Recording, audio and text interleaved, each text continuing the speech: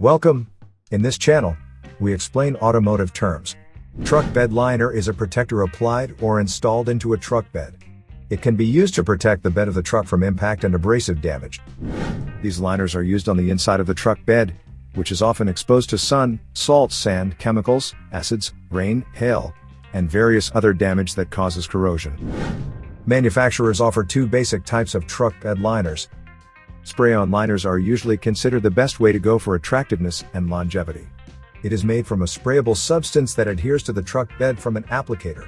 The result is an airtight seal that doesn't allow water, dirt, sand, or other loose materials to make contact with the painted truck bed. Drop-in bed liners are less expensive than spray-on liners. They are made from a plastic sheet that's designed to be placed into your truck bed and then bolted into place.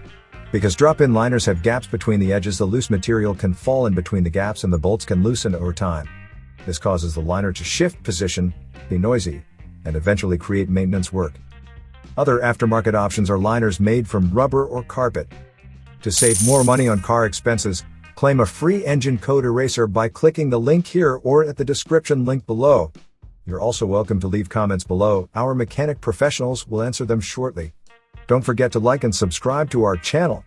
Thanks again for watching this video.